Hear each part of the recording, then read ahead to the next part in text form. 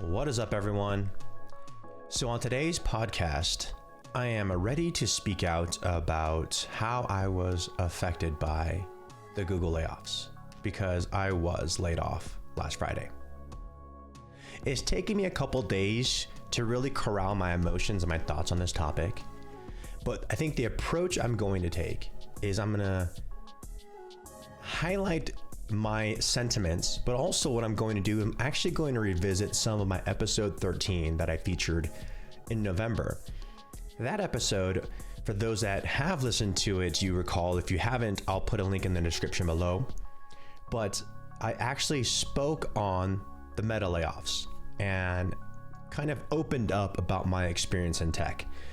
And specifically, I chose to speak about the meta layoffs because there was a handful of individuals that were affected by that layoff that I had hired during my time there when it was Facebook. And so that's where that podcast originated from. That was the impetus. But now I'm on the other side of the table. And so it's interesting to reflect back on the comments then because they're all still very relevant.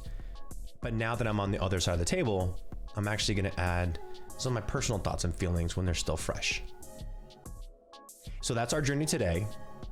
You're going to hear from a XGoogler on the layoffs. I'm your host, Eli Albalos, and this is Eli's Echo. So as we start this thing off, let me just say a couple things. One, my condolences to my fellow Googlers out there that also were affected on Friday. I'm going to try and corral my emotions. It's taken me this long to really record this podcast because I was angry, as were a lot of Googlers, and a lot of them still are. But it's taken me 5 days, I think the 5 days since Friday, to at least get a handle on how to approach this objectively. But with that, again, my condolences to the Googlers out there. We're in this together. And I hope that this podcast is something that some folks can rally behind. Maybe there's some shared sentiments. Maybe for folks that aren't experiencing this, maybe this will just illuminate some thoughts into maybe what some folks like myself are going through.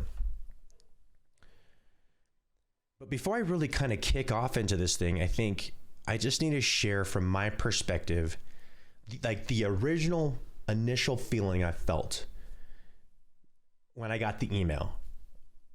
I'm going to try and not harp on the fact that I was told about this via email only, and that was it. There's articles out there ad nauseum about how Google handled this. You can go on LinkedIn, Wall Street Journal had stuff. That's been there, done that. It sucked. Bottom line, I think there's other ways that it could have gone. However, that's not what I want to touch on. So that aside,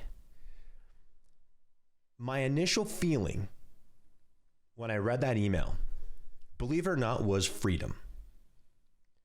And it sounds weird to say, like, you know, Eli, what are you talking about? Like, you just found out you lost a job. And as I was like battling those emotions, there was this huge weight lifted off my shoulders. And there's a couple reasons why. The first is I have always had something on the side. People refer to these as side gigs, right? Be it a side business, be it an entrepreneur thing, you know, but I've always had stuff on the side because I know, and I'll get into this a little bit, that my role in a tech company is expendable. The bottom line is tech companies need to make money for shareholders. And when you're going through tough economic times, like companies are, you're going to experience layoffs. No one is so critical to an organization that your position is always secure. So because of that, because I've been in tech company now going on 13 years, entering year 13, I know I always have to have at least something on the side. So that freedom that I experienced, one is I just started a consulting company with my wife in November. And the direction I want to take my company, there were going to be potential conflicts. So there was only so much I was going to be able to do while I was still employed at Google, but I couldn't leave Google to jump into this startup because it was a brand new company. I wasn't making money yet. So in that sense, I felt freedom because, yeah, I'm walking away with money in my pocket. It'll sustain me for a little while. But now also is because I have money in my pocket, I can actually invest in a company that'll hopefully benefit me and my family through my own efforts. And I still have a paycheck coming in, and I'm not taking away from Google while I'm doing it. And I know some folks might hear this and go, oh, that's quiet quitting. You know what? Maybe it was. And had you or had anyone known that I had these companies on the side that I was doing, or my book is coming out, I wrote a book while I was at Google, like, sure, 2 months ago, people may have begrudged me for going, oh, you're not fully committing to your job. But now, fast forward, I guarantee some of those folks are like, man, you're a genius, because now I'm several steps ahead of being able to take control of my own financial and employment freedom. So yeah, in a way, I felt free. Now, don't get me wrong. I still experienced the gamut of emotions since last Friday, from anger to fear, to stoicism. Like, I felt it all, and I'm still going through some of that. But at least I'm to a point now where I'm a little bit more at peace and can feel like I can talk about this without feeling like I'm going on full-blown attack. So that's just some insight there as I kind of go into some of the purpose of the podcast today is just touching on that is, yeah, I did feel free. And I think is, in a way, maybe I feel a little bit more at peace. And it sounds weird, I know it, but maybe I can look at this and feel a little bit more at peace than maybe my colleagues that are still there. I can only imagine, literally, I can only imagine how folks that didn't lose their job feel having their job still at the company, right? Because there's so many articles about there, especially, I've talked to some of my Googler friends still that of what they're experiencing, what they're feeling, and they're going through all these emotions as well. Maybe I ended up with a better end of the stick and a better end of the deal. I don't know. Maybe, right? But again, I'm at this point where I can at least look at this objectively and go, look, I'm going to move on. I'm going to carry on. I'm going to be successful. But I can also look back, go, maybe if I could have kept my job, would I even want to? I don't know. That's a question I can't answer myself, but it's something that I do think about. To my current Googlers that are there, my heart goes out to you. If there's anything I can do for you, reach out, because I know that job, the people that are still there are the survivors, if you will, aren't going to be at ease anytime soon either. So just a perspective there. But as I get into more of this podcast, I'm going to do the best I can to be succinct, because I mentioned there are still a number of emotions that I'm going through and still a lot of unknowns. But I wanted to at least push this podcast out while it's fresh. And as I continue this, because I am unemployed and now I'm pushing myself towards self-employment, let me do a plug. Do me a favor, folks. If this is the first time you're listening to me, hit that like button, subscribe, follow me. You're going to see this on YouTube, Anchor, Apple Podcasts. I have a handful of podcasts out there.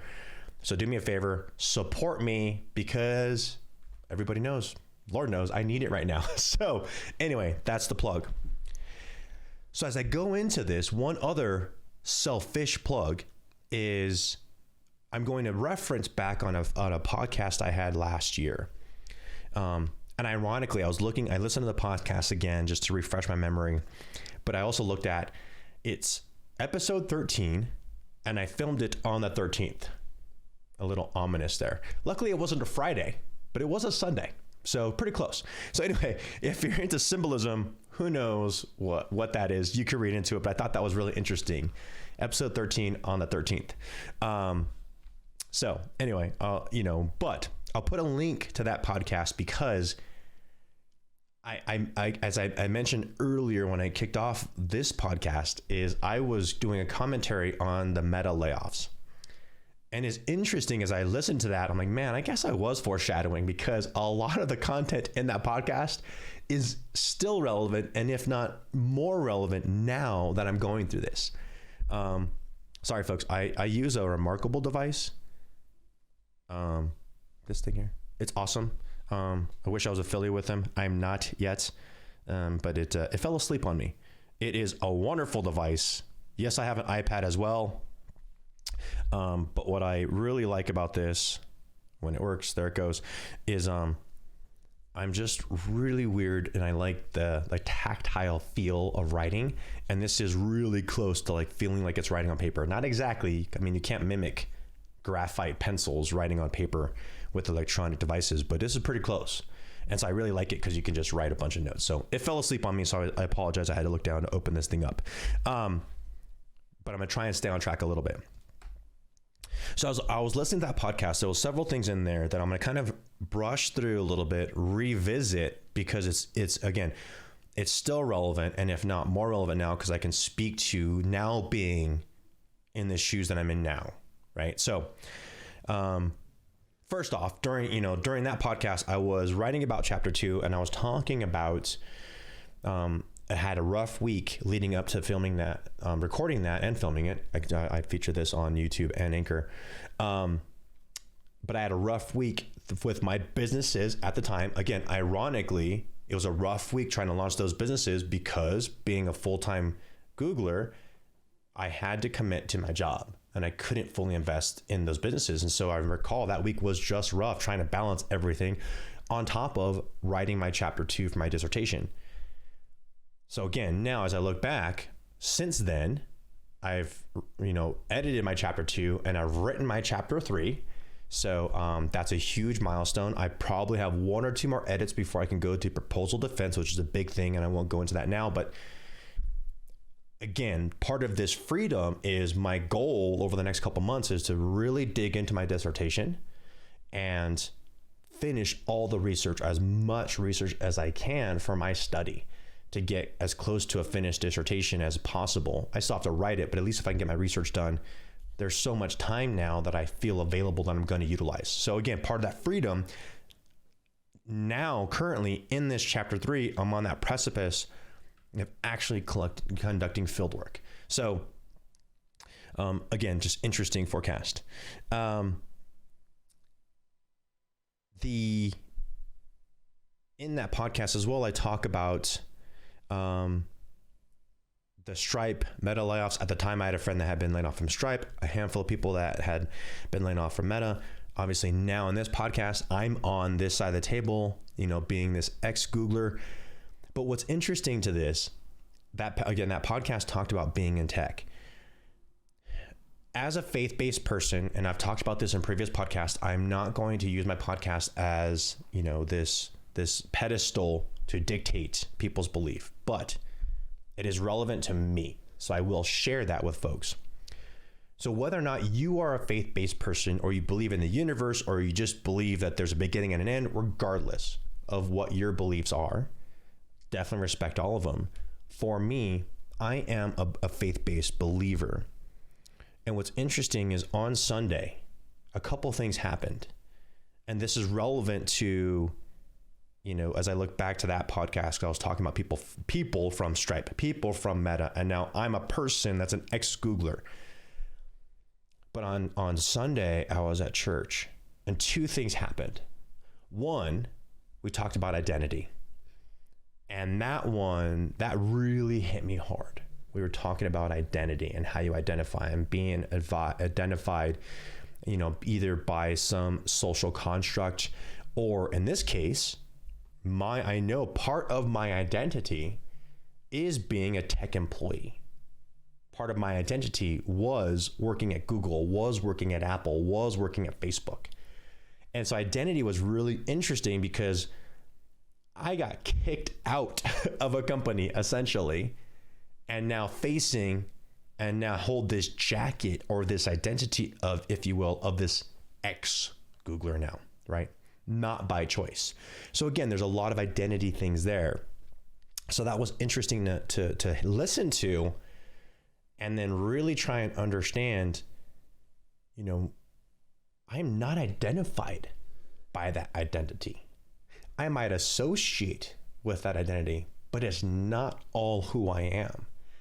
And that's something I'm battling with, right? That's something that I'm sure a lot of ex-Googlers are battling with, is because maybe some people were identified by that company because they were so engrossed and loved it so much. And there's nothing wrong with that. But that is something that came up. I'm like, man, that's probably part of the reason why I'm feeling this is, yeah, I identified with the company.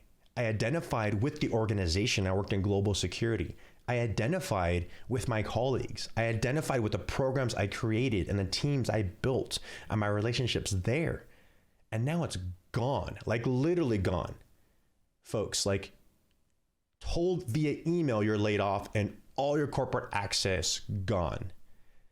And I had a couple personal phone numbers on my personal phone because I always carry 2 devices, just what I do. I had a couple personal phone numbers for some Googlers that I was able to reach out to that are friends. But aside from that, like I couldn't even say bye to my team. So yeah, there's an identity crisis. I was ripped out of this organization in such a way that I'm abruptly now having to re-identify myself. But fortunately, again, as a faith-based person, my job and what I do aren't all that I am. And yet, I know I'm still battling with that identity. Like I'm sure some of the Googlers out there, ex-Googlers, are going through the same thing I am, but like, I've had to repeat this story of, hey, being free. Oh, I'm good. Oh, don't worry about me. Oh, yes, we get severance package. Oh, I have things on the side. Like that story that I'm sure the other 11,999 other Googlers are doing the same thing. I've repeated that story probably a dozen times by now. And it was funny. I was talking to my wife. I'm like, this is getting tiring because I know I'm not done talking about it. Because people are still curious and people still want to know, and it's okay, right? Essentially, I'm grieving and people want to know how I am. And in a way, I have to reassure them that I'm fine. So they're coming to me in a way to show support, but I feel like I have to support them right back. It's an interesting identity crisis. So that was one thing that happened for me on Sunday at church, was the topic of identity. But at the end of the service, I have a couple of really close friends at church, and one of my buddies, I'm walking by him and we're gonna go say hi to some friends. He goes, hey, how come you didn't shave today? And I'm like, what's that? Oh, that's Zach. I'm like, oh. He goes, dude, like, what's going on?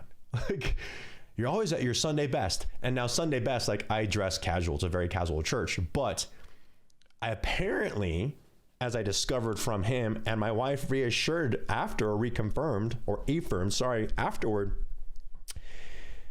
he's like, dude, you didn't cut your hair? Like you didn't shave? Dang, like what's going on? And he was joking. He wasn't like really like probing and stuff. I'm like, oh, I just didn't realize. Rolled out of bed, kind of like, but I really didn't think about it. But my wife's like, yeah, like you always have your Sunday routine. You wake up, you work out, and every 2 weeks you cut your hair. And like, actually right now, folks, this is a little bit long. I'm in between haircuts, but you cut your hair and you shave. And I'm like, I didn't realize. And that morning I didn't wake up to work out. I obviously didn't shave. I hadn't cut my hair, but I was like, huh, maybe this whole Friday thing really is hitting me, because now even people at church are like identifying my church identity, or like was a little bit altered maybe because of what I was going through inadvertently. I just didn't realize that. So again, I just think that as I'm looking back at the episode in November, and even now, there is this identity issue, identity crisis that we're all having to go through. And it's okay. I think it's part of this process, but I think it's something worthy of acknowledging. Is why I kind of throw it out there, because I think it was really relevant when I saw this on as I was listening to my other podcast. I think another thing, as I'm now talking openly about what I'm going through, if you listen to that podcast, I was also very careful about what I said because I was still in the company, right? Now, don't get me wrong. Yeah, I hold no ill will toward Alphabet. These are business decisions, and I get that. I am not going to sit up here and divulge, years of secrets or proprietary information. That's not the point. But even if in November, I still knew, regardless of not divulging, confidential information, there was still even things that I couldn't talk about because I was an employee, active employee. And so what's interesting, I was hesitant then to speak about some things. And again, because I had this side gig I was trying to build, this side business, I was limited on who I could talk to, as if I got a client, what I could say, how I could help them. Now I'm free. Not to say, again, I'm not going to divulge confidential information, but now that I'm not an employee, I actually have the ability to build up my business like I want to. I can actually, and have scheduled some calls later this week with friends in the industry that want to pick my brain about certain things. And some of those friends, had I still actively been employed, I couldn't talk to, I couldn't advise, because there would have been a conflict of interest. So in a way, for me, that is providing some freedom. A couple things that I also want to really touch on here is if we look back, and I say we, right? Because I'm talking as an ex-Googler, and I'm hoping that, some of my Google colleagues, will listen to this, current and ex that are in the same boat I am, but we'll listen to this and hopefully at least find some reassuring notes. Now, again, I'm not going to say the grass is always greener. I'm not going to say everything's gonna be fine and dandy, folks. Hey, don't worry, we're going to make it happen. Yeah, that is my hope. And I, in my heart of hearts, feel that the majority of those people that were affected will carry the torch, carry on, provide their families, and find other roles. I do hope that. I'm not guaranteeing it. I'm not going to say this is going to work out. I just don't know everyone's personal situation. But I do hope in my heart of hearts, it does work out for people. But part of what I want to say, the reason why I'm kind of starting with that little platform to build off of, is understand the ticket to entry that we all have, that ticket stub that we still retain as former Googlers. I mentioned this in that podcast on the 13th in November. To even get hired at a tech company, period, you have to probably be in the top 10% of any talent pool, depending on your industry. And again, I mentioned it then, I'll say it again. Sometimes that margin is even narrower depending on your niche and expertise. Maybe you're the top 5 or 1% of your talent pool because of your experience. You still are that person. Regardless of this stamp of X that we have, that we get to bear as this badge of honor, you're still that top percentage performer. Let's say top 10%. That's still you. And if you were the top 10% when you got hired at Google, hopefully you're even stronger. Your skills are even more developed because you applied those skills when you got hired, and through the course of your career. I'm looking at LinkedIn and I see folks that have been there 20, 12 years. I was rounding out, I had 4 years, 6 months. I was going 5 years. So hopefully now you're even maybe top 9, 8, 7, 5% of that talent pool. So understand you still have that ticket stub. So for me, and again, I don't gather company names on my resume, but for me, yes, I was a top performer when I got hired at Apple. And when I left Apple, I was still a top performer. And because of that, got hired for Facebook. And because of that, when I left Facebook, I got hired at Google. And then I'm leaving Google. Who knows what the next step is? But over the course of my career, and certainly over the course of the 4 years and 8 months, 6 months that I had at Google, I know my skill set is better now than when I started. I know that for a fact. In fact, at Google, I finished off a master's degree during COVID, and God willing, I am 10 months away of completing my doctorate. And I obtained a CPP, a Certified Protection Professional certificate while at Google as well. So yeah, I know my skill set, my ability, my experience is even better now than it was when I first started at Google. So to my fellow ex-Googlers, remember that. You're not defined by your past.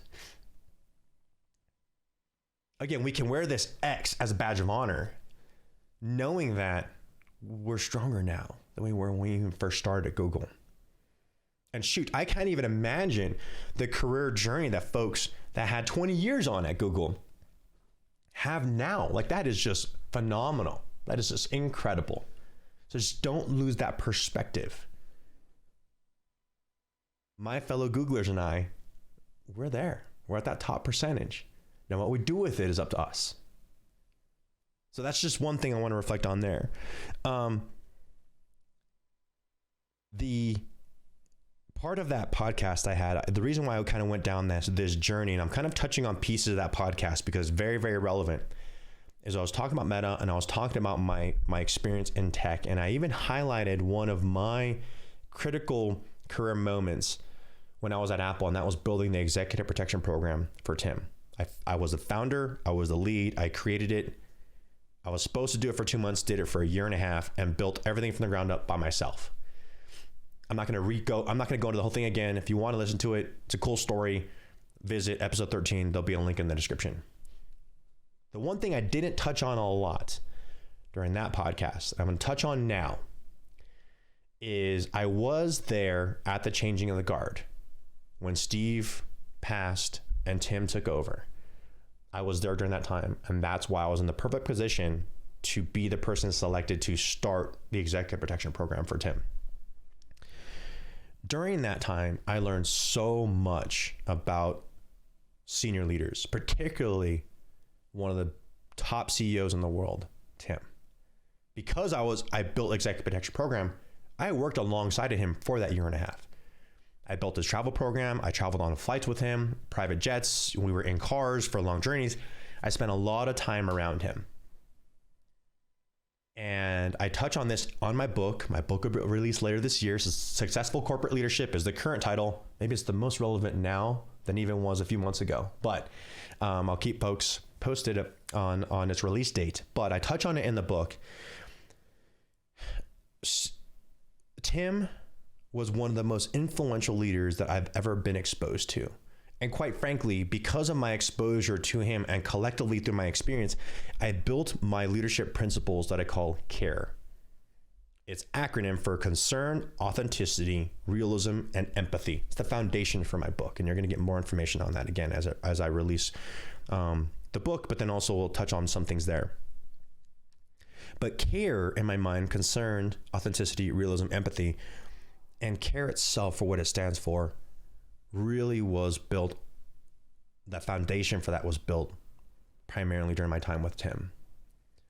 Because I was blown away at this CEO that in his heart of hearts cared for the company, for its employees, and its customers. And even more surprisingly was care for the environment and Apple's impact on that environment. I had never been around an individual with this much influence that was balancing so many priorities about things that he really did care about and actively push as an advocate to provide equity and diversity throughout the company, throughout his products, throughout the globe. It was very, very interesting and illuminating for me. And the reason I feel it's super relevant to bring that little tidbit up, I didn't talk about it in episode 13, But as it stands, again, if you read Wall Street Journal, I think it was the Journal, I think I read it in, it might have been a CNN article or the Times.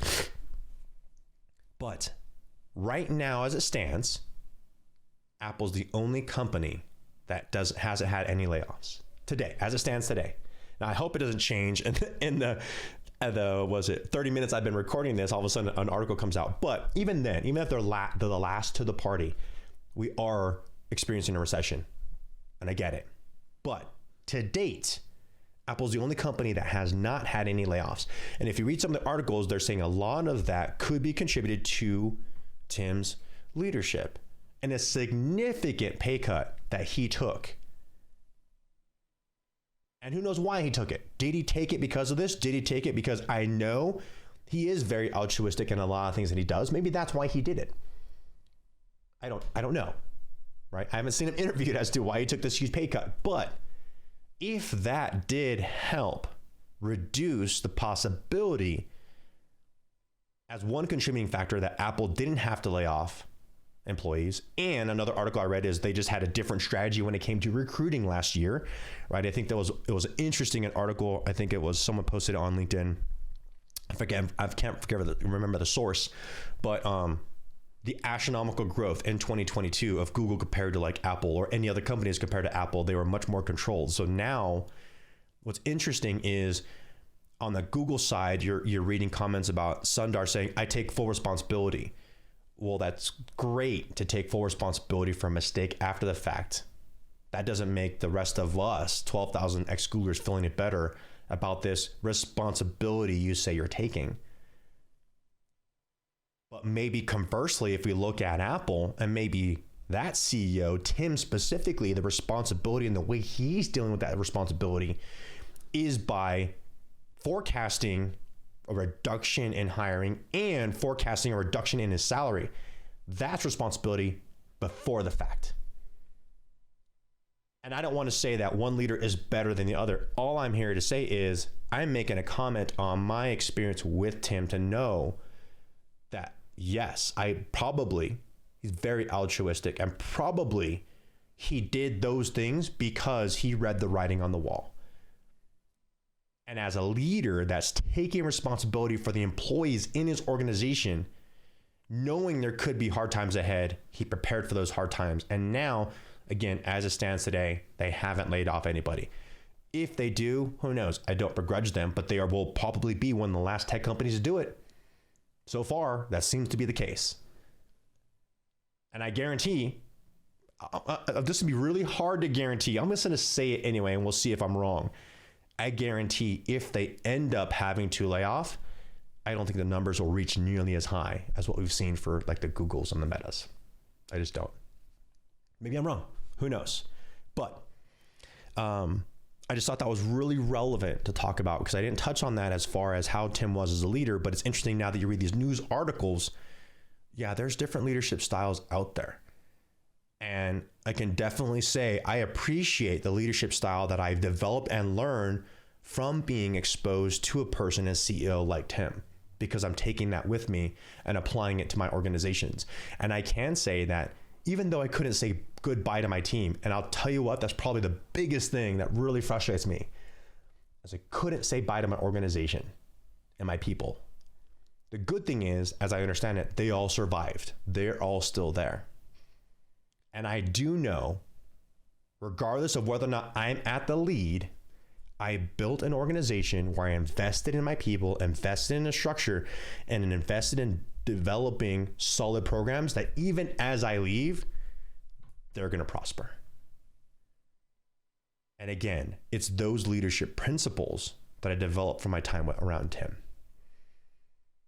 So just commentary there on my perspective on how so far Apple has dealt with things, and just a different contrast and how one company is handling the situation and treating their employees and how another one is. Sorry, I'm at my Remarkable here. They added a new feature where you can scroll pages. Apparently I'm not the greatest at scrolling the pages because I just lost my place. There we go. Hold on. Sorry, folks. Let me just add a plug while I'm scrolling here. Follow, like, subscribe to my comment. Anyway, I'm trying to really corral my emotions and thoughts. I don't want them to go rampant. So that's why I'm looking at I really want to stick to my remarkable. So, oh, sorry, folks. Here we go. Come on, device. There we go. So as I look now in the present tense, again, there was a little bit of that foreshadowing that I had in that previous episode, but now as I add some commentary, and I'm being cognizant of time at 35 minutes now, I'm gonna try and wrap this up here in the next 10 to 15. I say that sometimes, and sometimes it goes a little bit long, but I'll do my best to make this succinct.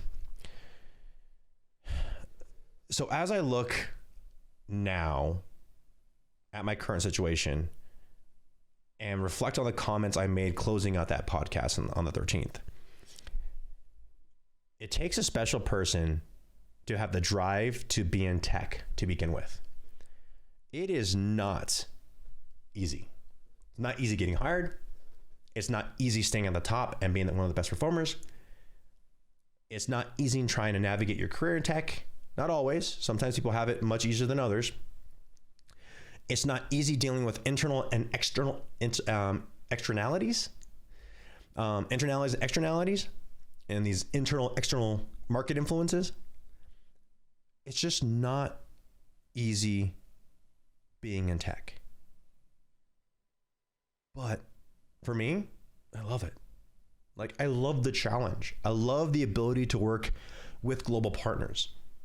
I still get to walk away with that experience. Like, literally, I have one of my global partners that I work with in Dublin. I had originally, literally this week, I should have been today would have been Wednesday. Would have been in London and then Dublin. And I was going to meet up with one of my Google partners in Dublin.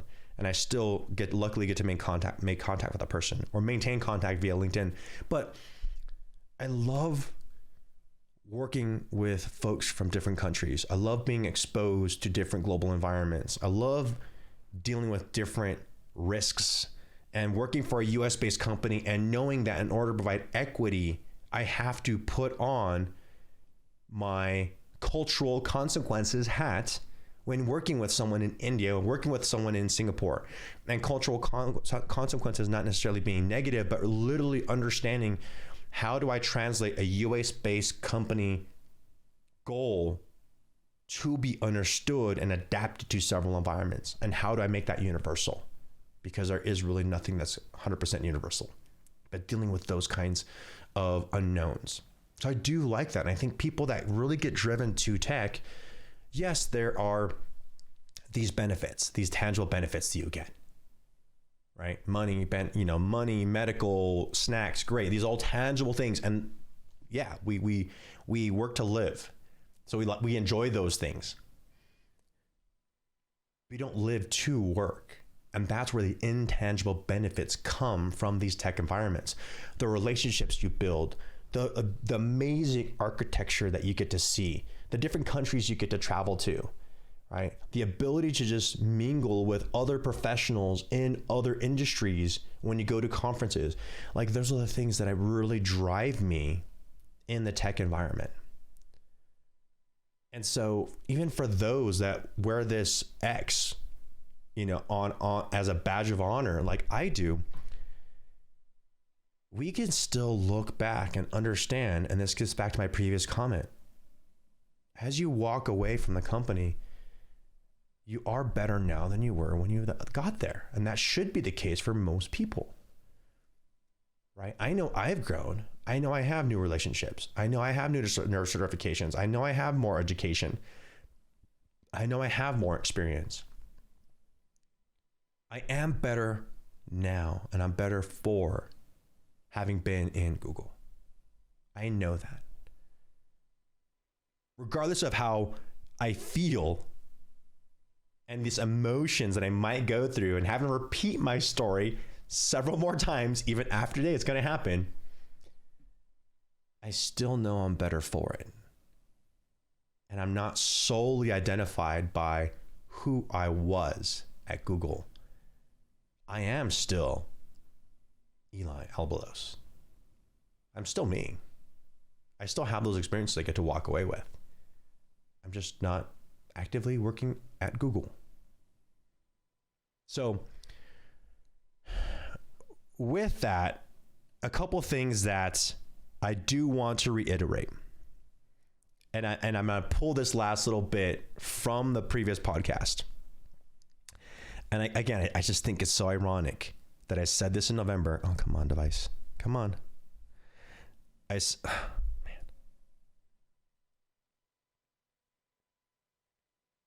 Come on. Because it just really is super relevant to the conversation. Come on, remarkable. Be remarkable. There we go. Okay. All right.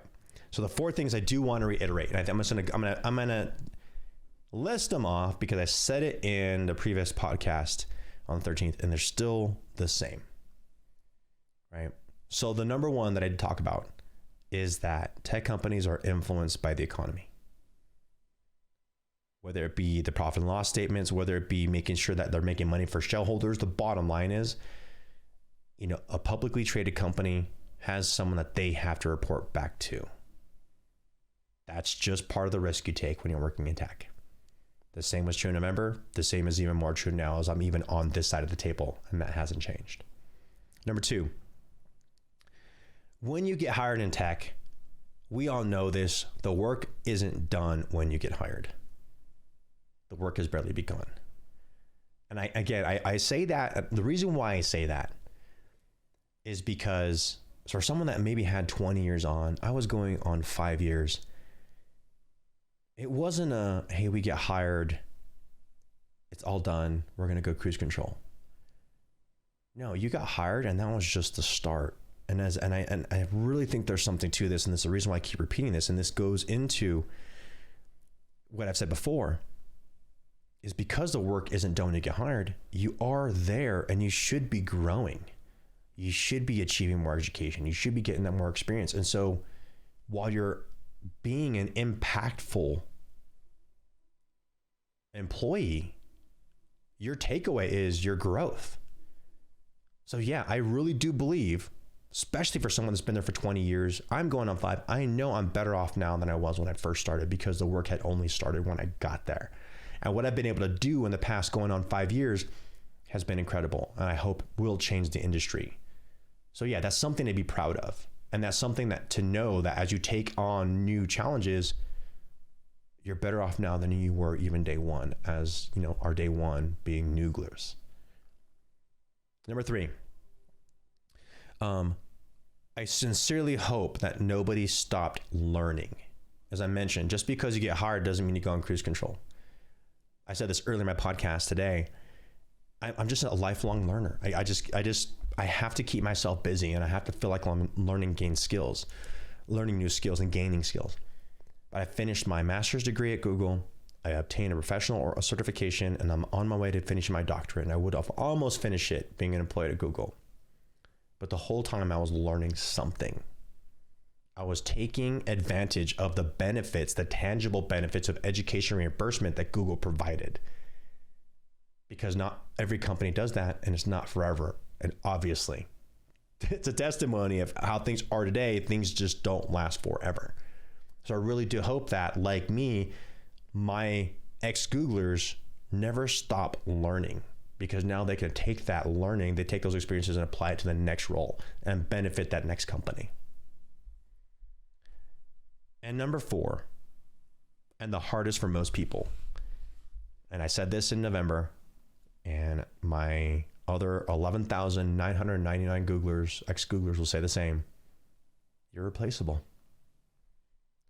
It's just the bottom line, right? There is no one in a company that is irreplaceable. Even Sundar has to consider somebody. It's just what you have to accept stepping in the tech environment. But that gets back to defining your identity. Don't be defined by the company you work for. It's okay, and I encourage people to embrace a vision and a mission that a company has, because that's the only way you get invested in the work for the long term. It's that intrinsic motivation, right? If you're intrinsically motivated because you enjoy what a company does and what they represent, fantastic. But don't let that be your entire identity while you're there. You're more than that. You have to be more than that, because like today, when it's taken away, ripped away from you, then you have to re-identify yourself when you have that identity crisis if you're too embedded into that identity. So as I start to wrap this up, what do you do now? That might be a whole nother podcast, but there's 4 things I want to talk about. And I'm gonna hit these really quick, so we're at 45 minutes. The first one, I have a podcast series on all the things you could do to be an entrepreneur, on all the things you could do to be motivated. So I encourage you, follow, like, and subscribe. Check out my other podcast. Let me know what you think. I have a consulting company. If you need mentorship, if you need life coaching, if you're into career coaching, if you're a company out there that is looking for a professional that just wants to partner to gain information into leadership, motivation, maybe even corporate security, I'm available. Let's partner. So listen to the podcast, because I have all kinds of information on what the next steps are. Number 2, realign your priorities. I've been really trying to think again, I've been thankful. 2 months ago, people might have begrudged me again. Like, are you quiet quitting? You have too many things going on. And now people will be like, oh man, you're a genius, because I know you have all these other things going on and you're going to be successful and you're going to be great. I hope I'm going to be great. I'm going to strive and do everything in my power to be successful. But I am realigning my priorities. As I mentioned earlier, I'm going to take the next couple months to really dial in my dissertation, because it's a huge milestone this year. If I can really get a head start on that over the next couple months before I take on any new jobs or any major commitments, that'll put me miles ahead for my next year as I finish off my doctorate. So for me, I'm realigning my priorities. I encourage you to do the same. Number 3, find something you love, right? And I think I love Gary Vee. Shout out to Gary Vee stuff. If you enjoy listening to stuff, one of the things that I take away from listening to his content is find out what you love. People can really make a living off of something that you love. Ideally, it's constructive, right? Let's talk about something that's constructive that you love. But even if it's not something you can make a living in, the great thing is, if you're an XGoogler like myself, you're walking away with some money in your pocket. That money won't last forever. It could last a very long time, depending on how frugal you can be. So in that time, find something you love. Maybe it's a new career. Maybe it's a business you put off on the side. But reach out to me if you need support. But maybe it's time to embrace those things that you love, because maybe that is the earning potential for you. And I guarantee if you want to identify with something, especially something that's constructive, and you're worried about your identity, find something you love and invest in that and let that become your identity. Just my opinion, my thoughts. And number 4, and the final one, don't give up. It's easy to say, hard to do, but don't give up. If you think that doing nothing is easy, think back. How hard is it to sit in a car for a long car ride? How does your body feel after that? If you want to sit in the sofa and just, really throw your hands up in the air, forget this, my identity's gone, I don't know what I'm going to do. Like, that's an action. That is work. You're expending energy to do nothing. Believe it or not, it takes energy to give up. It takes energy to not do something. Try it and see the voices in your head, what you're telling yourself not to do, what you're talking yourself out of. All of that is energy going on. You're expending energy. So rather than giving up and using energy that way, don't give up. Reach out to colleagues. Reach out to former colleagues. Reach out to new people in an industry that you just want to learn about. Start a business. Learn about a business. Spend time on YouTube. Research something you think you like. But invest in yourself. But whatever you do, don't give up. It doesn't matter if it's baby steps. It doesn't matter if you think you want to start a business and the first thing you start doing is just pulling up research and looking on websites. If you want to start an LLC, reach out to me. I have a video on how to start an LLC, super cheap. You could do it yourself. I did it for less than $20, and I show and walk people through an example of how to start your own LLC. And you can do that from your home, right? Invest in yourself, but just don't give up. All right, everyone. That's it from me. I appreciate you listening to my podcast today. If you're new, do me a favor, follow, like, subscribe, let someone know about my podcast. I am in that journey right now, trying to make sure that I'm re-identifying myself, realigning my priorities, and investing in myself. And Eli's Echo, this podcast is one way that I do that. So I'm asking you all for that support. I would really appreciate it. Follow, like, subscribe. As I wrap up today, the one thing I want to tell you to do is do me a favor, pick up the phone, text someone, message someone, do a video conference, email someone, tell them that you love them. You never know how much longer we have on this earth, and you never know who might need to hear from you. And you never know at that moment when you reach out and tell someone you love them, tell someone you want to connect with them, you never know how much they might need that from you. Do me a favor, make it happen. Thanks for listening to me today. I'm Eli Albalos, and this is Eli's Echo. Thank you.